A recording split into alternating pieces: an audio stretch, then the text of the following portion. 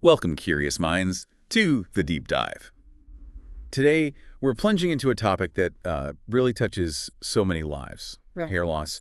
Specifically, we're focusing on androgenetic alopecia, often called pattern baldness. Yeah, it's a really intricate area. You've got these established medical treatments sort of meeting this um, rapidly growing interest in natural alternatives. Right. So our mission today is basically to cut through some of that noise, sift through the sources you've gathered, and pull out the most important insights. So you can understand what actually has scientific backing. Exactly. And why it matters for, your own hair health journey. Okay, so we've gathered some fascinating material for this deep dive. We've got detailed scientific reviews, clinical trial reports, and also insights from various health and wellness sources, too. A real mix. Yeah, we'll explore the underlying mechanisms of hair loss, the sort of standard treatments, and then this promising world of natural remedies. When we'll look at the different perspectives, Right. And the strength of the evidence behind them. Absolutely. All right, let's dig in. So let's start at the beginning. What exactly is androgenetic alopecia, often called AGA? What's actually going on, under the scalp? Okay, so androgenetic alopecia, or AGA, it's a common condition. It's chronic, and it's progressive. Meaning it gets worse over time if you don't treat it. Right. If you're genetically predisposed, you'll see ongoing hair loss. The main culprit here is a hormone called dihydrotestosterone, DHT. DHT, right. Think of it as the sort of bully hormone. It binds to specific receptors in your scalp. And what does that binding do? It causes the hair follicles to shrink over time. That process is called miniaturization. Basically, your hair-producing factories get smaller and smaller. Okay, miniaturization. And how does that actually show up differently? Is there a difference between men and women? Absolutely. Yeah, the underlying mechanism, the DHT thing, it's similar, but the patterns are different. How so? For men, you typically see that receding hairline, the M shape sometimes. Yeah, the frontotemporal recession. Exactly. And thinning or loss right on the crown, the vertex area. Okay. And for women? For women, it's usually more diffuse thinning, kind of across the top and the central part of the scalp. But interestingly, they often keep their frontal hairline intact. And it runs in families, right? Oh, definitely. It's a polygenic disorder. Multiple genes are involved. Having a family history really increases your risk. Like sons of affected fathers, they have about 5 times higher relative risk. Wow. Okay. So now that we understand the how, the big question is, what can actually stop this? Or maybe even reverse it? What are the established FDA-approved ways to manage AGA? Right. So to date, there are actually only 2 FDA-approved medications specifically for androgenetic alopecia. Just 2. Just 2, finasteride and minoxidil. Okay, let's break those down. Finasteride first. Sure. Finasteride is usually taken as a pill, often a 1 milligram tablet. It works by blocking an enzyme. It's called 5-alpha reductase. This enzyme is what converts testosterone into that more potent form, DHT. Ah, so it cuts off the supply of the bully hormone. Precisely. By reducing DHT, it stops it from binding to those scalp receptors and shrinking the follicles. And that's mainly for men. Primarily approved for men, yes. But it can be used sometimes in postmenopausal women, as long as they don't have signs of too many male hormones like severe acne or unwanted facial hair. Okay. Now, for many people thinking about finasteride, the side effects are a big, big worry. Yeah. What's the real story there? Yeah, that's a really crucial point. Finasteride is very effective, no doubt. But Yeah. because it lowers DHT levels throughout the body, not just the scalp. Right, systemically. Exactly. A small percentage of men, maybe 1–2%, might experience sexual side effects, things like decreased libido or maybe erectile dysfunction. And are those permanent? Usually not. For most guys, these changes are reversible if they stop taking the drug. But there is a very small group, it seems, who might experience persistent side effects even after stopping. Okay. That's definitely something to consider. And in very rare cases, it's also been linked to things like depression or even suicidal thoughts. It's rare, but it's important to know. Absolutely. But here's something promising. There's a topical finasteride now. Often, a 0.25% solution you apply directly to the scalp. Oh, interesting. Like minoxidil. Kind of, yeah. And studies show it can have similar hair growth benefits to the pill, but with a much lower risk of those systemic sexual side effects. Because it's more localized. Exactly. It keeps the body's overall DHT levels closer to normal. So that's a really interesting development. Definitely. Okay, so that's finasteride. What about the other FDA-approved one, minoxidil? How does that work if it's topical? Right. So minoxidil comes as a liquid or a foam. usually 2% or 5%, that you apply directly to the scalp. Yep. It works totally differently from finasteride. It doesn't block DHT. So what does it do? It's thought to work mainly by opening up potassium channels in the blood vessels around the hair follicles. Okay, and that means? It basically increases blood flow and nutrient supply to the follicles, Mm. and it also seems to prolong the hair's growth phase, the anagen phase. Ah, so it's like a growth stimulant, like giving fertilizer to a plant. That's a great analogy, yeah. It's boosting the follicle's environment and activity rather than fighting the DHT directly. Got it. And side effects for minoxidil? Mostly localized. Things like scalp irritation, maybe some itching or scaling. That's pretty common. Annoying, but maybe not as concerning as the systemic ones from finasteride for some people. Perhaps. Some people might also get mild headaches or feel a bit lightheaded because it can slightly affect blood pressure, but usually it's well tolerated. Okay, so finasteride and minoxidil. Sounds like those are the heavy hitters, the ones with the most solid evidence. Definitely. They have the strongest clinical backing and FDA approval specifically for AGA. But are there other medications people might hear about? Maybe things that are still being studied or used off-label? Yeah, there are others being explored. For example, prostaglandin analogs. Prostaglandin, okay, what are those? They're compounds that act like messengers in the body, some of them like latanoprost and bimatoprost, which are actually used in some eyelash growth serums. Yeah, they've shown some promise for hair growth on the scalp too, but the best dose, how often to use them for AGA, that's still being figured out. Not enough large studies yet. Okay, anything else? Well, you might hear about things like stamoxidine. The idea there is to stimulate stem cells in the follicle. Or minoxidil, which is structurally similar to minoxidil, but designed maybe for better absorption. But again, for these, the robust independent research, the big clinical trials specifically for AGA, they just aren't there yet compared to finasteride and minoxidil. Got it.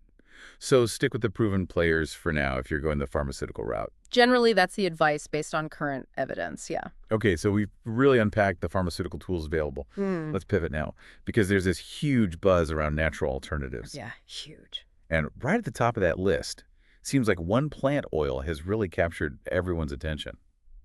Rosemary oil. Tell us about its history, because apparently it's got quite a past.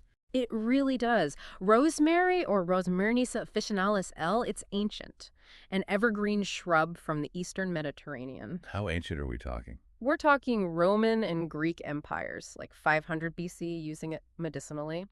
Even further back, the ancient Egyptians, around 3000 BC, used dried rosemary in tombs, maybe for perfume. Wow. And they even put it in topical creams, possibly for sun protection.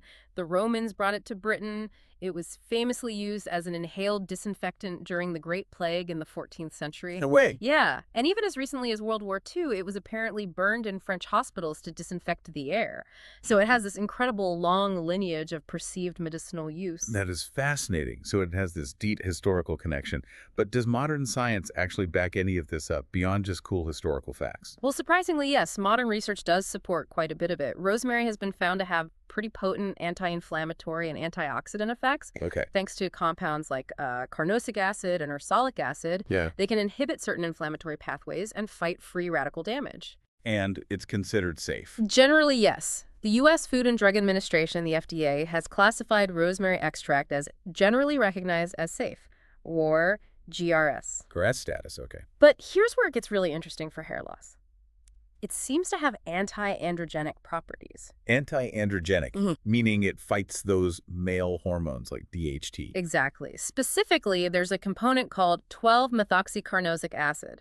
Studies show this compound has a potent inhibitory effect on that 5-alpha reductase enzyme. Wait, the same enzyme that finasteride targets? The very same one. So it seems rosemary might work, at least in part, by reducing DHT production in the scalp, similar to finasteride. Okay, that is interesting. So if it potentially works like finasteride by blocking the enzyme, how does that actually compare in studies to, say, minoxidil, the other FDA-approved drug? Right, this is the million-dollar question, and where a specific study really caused a stir. Tell me about it. There was a clinical trial back in 2015. It was single-blind, randomized, involving 100 men with AGA.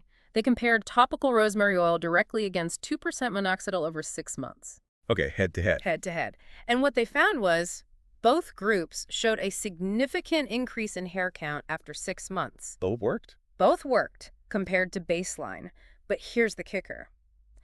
There was no statistically significant difference in the amount of hair count increase between the rosemary oil group and the 2% minoxidil group. Wow. So rosemary oil performed just as well as 2% minoxidil in that study. In terms of average hair count increase, yes, according to that study. And there was an added potential benefit. Scalp itching was reported more often in the minoxidil group than in the rosemary oil group. So hang on, this sounds huge. A natural oil, potentially as effective as an FDA-approved drug, maybe even with fewer side effects like itching. That's certainly the takeaway that got a lot of people excited, and it's a major reason for rosemary oil's popularity boost. I can see why, but there have to be caveats, right? It sounds almost too good to be true. There are definitely important contexts to add. First, while the hair count increases were statistically significant, they were around 5% on average. 5%. Okay. Which, some might argue isn't a huge cosmetic difference for everyone. It's significant scientifically, but maybe not dramatically visible for all users. Right. And the comparison was only against 2% minoxidil. Exactly. And as we discussed, men with AGA are often advised to use 5% minoxidil, which is generally considered more potent and effective than the 2% concentration. So we don't know how rosemary oil stacks up against the stronger 5% minoxidil. Correct. That comparison hasn't been directly studied in the same rigorous way. So this doesn't make rosemary oil useless. Not at all. It's definitely promising. How should we think about it then? It could be a valuable adjuvant, something you use alongside other treatments. Or perhaps a good starting point for someone with very mild or slow hair loss, or someone who strongly prefers a natural approach first. But maybe not the first choice for someone losing hair rapidly? Potentially not, if maximizing results quickly is the goal. And of course, we need more studies, larger trials, to really confirm these findings and fully understand its long-term efficacy and safety profile. But it's definitely one of the most evidence-backed natural options currently. Okay, that makes sense. Rosemary oil is interesting, promising, but maybe needs more research and context. Now, beyond rosemary, our sources just listed a whole bunch of other natural things: oils, vitamins, foods. What's the general vibe on those? How are they supposed to work? Yeah, there's a ton out there. The appeal is often that perceived higher safety, fewer side effects compared to drugs. Right, the natural is safer idea. Exactly. And many are thought to work either by, again, inhibiting that 5-alpha reductase enzyme, reducing scalp inflammation, or just generally improving scalp health and circulation. Okay, let's quickly run through some of the popular ones. Peppermint oil. Peppermint oil, yeah. Its main component is menthol. There was a study on mice, actually. And mice, okay. Yeah, a randomized controlled trial. It suggested peppermint oil promoted hair growth significantly better than even minoxidil in those mice, like 92% growth versus 55%. They saw thicker dermis, longer follicles, better blood flow markers. Wow, impressive numbers in mice. Exactly. The crucial point. No studies have been done on humans yet to see if it works for AGA in people, so it's an interesting animal finding, but we can't extrapolate that to humans yet. Got it. What about tea tree oil? That's in a lot of shampoos.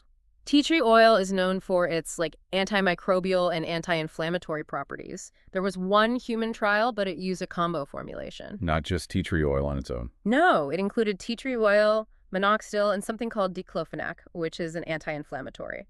This combo group did show better hair counts and less itching compared to minoxidil alone or placebo. So tea tree oil might have contributed. It might have. It suggests potential benefits, maybe for scalp health alongside growth. But again, we need studies isolating tea tree oil's effect specifically for AGA. Makes sense. Okay, then we have the ones often mentioned as natural DHT blockers.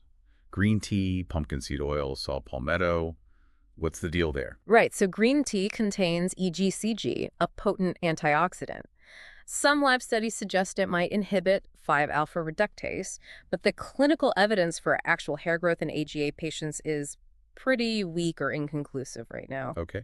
Pumpkin seed oil. Pumpkin seed oil has compounds like beta-sitosterol and linolenic acid. These are also thought to potentially inhibit 5-alpha reductase. There was one randomized trial in women that found pumpkin seed oil was comparable to 5% minoxidil foam in improving hair shaft diversity, which is a measure of miniaturization. So it's somewhat promising, particularly for women, maybe. Interesting. And saw palmetto, that one comes up a lot. It does. It's probably one of the most popular herbal DHT blockers. Again, the theory is it targets 5-alpha reductase. Some studies have shown it can increase hair growth in some users. But a comparative study found that finasteride was significantly more effective, especially for guys with more advanced hair loss. So saw palmetto might help some people, but maybe not as reliably or powerfully as finasteride. Okay, so Some potential, but maybe not top tier compared to the pharmaceuticals. That seems to be the consensus based on current evidence, yeah. What about things like lavender oil, biotin, zinc? They were also mentioned. Lavender oil, similar story to peppermint, some positive effects in animal studies, but we need human trials for AGA. Right, biotin. Everyone takes biotin for hair. Right, it's super popular. Biotin or vitamin H definitely helps maintain healthy hair and skin. There was a study showing it led to subjectively thicker hair in women with self-perceived thinning after 90 days. So it helps hair quality. Exactly. It can improve the quality and maybe thickness of the hair you have, but there's not really strong evidence proving it can stop hormonally driven pattern baldness or regrow lost hair significantly on its own. It's more supportive. Okay. And zinc. Zinc is interesting. If you have a diagnosed zinc deficiency, which is actually quite rare in developed countries, then yes, supplementing can definitely help reduce hair shedding caused by that deficiency. But not for typical AGA. Not typically, no. Unless a specific deficiency is found through blood tests, taking extra zinc probably won't do much for AGA, which is driven by genetics and hormones, not usually a zinc issue. Got it. So check for deficiency, otherwise probably not a primary treatment. Correct. Okay, one more supplement mentioned was L-lysine. What's its role? L-lysine is an essential amino acid. It's really important for the structural integrity of hair strength and elasticity. It also plays a role in iron absorption. And low iron, or ferritin, is another known cause of hair shedding, separate from AGA but sometimes coexisting. Oh, man. What's also interesting is that our body uses more lysine during times of stress. And some preliminary research hints it might also have some DHT inhibitory effects, but that's less established. Where do you get L-lysine? Good food sources are things like red meat, eggs, legumes. And there was a mention of gut health connection. Yeah, that's a more holistic view. The idea is that poor gut health, like inflammation or malabsorption, could hinder your ability to absorb crucial nutrients like amino acids and minerals, which then impacts hair. So improving gut health might indirectly help hair. That's the theory. Some even suggest probiotics might help, but direct evidence linking gut health interventions to AGA improvement is still pretty speculative. It's more about overall health supporting hair health. Right. Okay, lastly, on the natural front, the sources listed specific foods. Berries, avocado, walnuts, carrots, watermelon. Should we be making like an anti-hair loss smoothie? Haha! Well, all those foods are definitely healthy. Berries are packed with vitamin C and antioxidants great for scalp circulation. Avocado has healthy fats. Walnuts have L-lysine. Vitamin E carrots have beta-carotene for sebum production. Watermelon has lycopene and citrulline, which some claim might inhibit 5-alpha reductase. Those are good for you. Absolutely. They contribute to a healthy diet, which undeniably supports overall hair health. But the direct evidence that eating these specific foods will act as powerful standalone DHT blockers to reverse significant AGA. Yeah, that specific claim is much less robust than the evidence for, say, finasteride or even the rosemary oil study. Think of them as beneficial, complementary parts of a healthy lifestyle that supports your hair, not as primary treatments for moderate to severe pattern baldness. Okay, good context. Healthy diet helps, but don't expect miracles from carrots alone. Pretty much, yeah. So this whole deep dive, it really highlights this ongoing tension, doesn't it? Natural remedies versus conventional drugs. Absolutely. And some sources strongly advocate trying natural things first, mainly because they're seen as having fewer side effects. How do we navigate that? It really brings up the problem with making blanket statements, you know? The whole natural equals safe and pharmaceutical equals problematic idea, it can be really misleading. How so? Well, think about it. Arsenic is natural, right? But highly toxic. Even too much water can be dangerous. Conversely, finasteride, the drug, has actually been linked in some large studies to a lower risk of developing prostate cancer, whereas some natural supplements, like high-dose vitamin E or selenium, have been linked to an increased risk of prostate cancer if you already have adequate levels. Wow, okay. So context is absolutely key. It's everything. You can't just label things good or bad based on whether they come from a plant or a lab. So given all that, how should someone decide? Especially because with hair loss, acting sooner rather than later often matters. I think the rate of your hair loss should be a major guiding factor in that decision. The speed at which you're losing it. Exactly. We said AGA causes an average loss of about 5% hair volume per year. But that's just an average. Some people lose hair really slowly, maybe 1% a year. Others lose it much faster, maybe 10%, 20%, even 30% a year in aggressive cases. Okay. If you're on the slow end of that spectrum, losing less than 5% a year, you might not even notice a cosmetic difference for months, maybe even a year or two. Right. In those cases, trying natural interventions first, like rosemary oil, maybe pumpkin seed oil, improving diet, the opportunity cost is relatively low. Even if they have less clinical proof, you're not losing ground rapidly while you try them. That makes sense. But if you're losing hair fast, Yeah, if you're on the other side of that bell curve, shedding rapidly, then relying only on natural options that have weaker data or variable results. Well, you could lose a significant, noticeable amount of hair in the time it takes to see if they work for you. and that loss might be harder to regain. Exactly. For rapid hair loss, pragmatically, putting yourself in the best position to succeed quickly with the treatments that have the strongest clinical evidence, finasteride, minoxidil might be the more effective path to preserving your hair. So assess your own situation honestly. Slow loss gives you more time to experiment, maybe. Fast loss suggests leaning towards proven treatments sooner. That's a reasonable way to think about balancing the options, yes. Now, you also mentioned a few things that pop up in natural remedy circles that might actually not be helpful or the evidence is just really weak. Yeah, a couple are worth touching on briefly, like the claim that fluoride in tap water causes major hair loss. I've heard that one. Right. While some lab studies, like in a petri dish, show fluoride can damage follicles at very high doses, the clinical evidence in humans just isn't there. There's maybe a tiny statistical link in some observational studies, but no proof that reducing fluoride intake actually reverses hair loss. Okay, so probably not a major factor for most people's AGA. Likely not. Then there's apple cider vinegar, ACV. Oh yeah, popular for hair rinses. Super popular for shine, yeah. But zero clinical data showing it helps improve AGA or regrow hair. In fact, some argue its acidity could potentially worsen things by encouraging certain bacteria on the scalp, like P. acnes, which has been linked to increased shedding in some contexts. Huh. So maybe not helpful, potentially counterproductive for AGA. Potentially. And one more. The idea that too much estrogen causes hair loss in men or women. Is that not true? The evidence actually points the other way. Estrogen seems to be generally protective for hair follicles. That's why some women notice hair improvements on certain birth control pills containing estrogen, and why hair loss often accelerates for women after menopause when estrogen levels drop significantly. Interesting. So common myths busted. Yeah, it's important to look at the actual science, not just what gets repeated online. Definitely. Okay, beyond specific remedies, natural or otherwise, what about just general lifestyle factors? Can they influence DHT or overall hair health naturally? Oh, absolutely. Lifestyle plays a massive role. Like what? Regular exercise, for one. Moderate intensity is key. It helps regulate hormone levels generally and can help reduce body fat. Overweight individuals often have higher levels of circulating androgens, including potentially DHT precursors. Okay, exercise is good. What else? Stress management is huge. Chronic stress jacks up your cortisol levels. That's stress hormone. Right. And high cortisol can disrupt your whole hormonal balance, potentially leading to elevated DHT or other imbalances that affect hair. So techniques like yoga, mindfulness, meditation, deep breathing, they can genuinely help. Makes sense.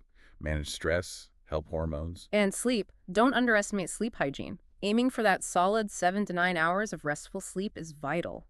Poor sleep quality is another major stressor on the body that can disrupt hormones, including those involved in the hair growth cycle and DHT regulation. Exercise, stress reduction, sleep, the foundations of health, really. They really are, and they definitely support healthier hair, even if they aren't magic bullets for advanced AGA on their own. So pulling all these threads together, what's the big picture for someone dealing with hair loss? Well, things like focusing on a balanced, maybe slightly DHT-conscious diet, combined with those lifestyle improvements, exercise, stress management, sleep, they can certainly help slow down progression for many people and support any regrowth efforts. They form a good foundation. Exactly, but it's also important to be realistic. For more moderate to severe cases, medical treatments like platelet-rich plasma, PRP injections, minoxidil, finasteride, or ultimately hair transplantation often yield the most significant and proven results. So the natural and lifestyle stuff is best seen as complementary. Often, yes. Excellent complementary strategies, and consistency is really key with them.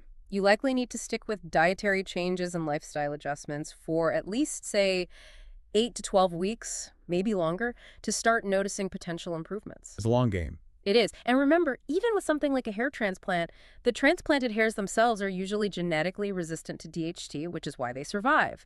But your original native hair around the transplant area, that's still susceptible. Ah, so you still need to protect that remaining hair. Precisely.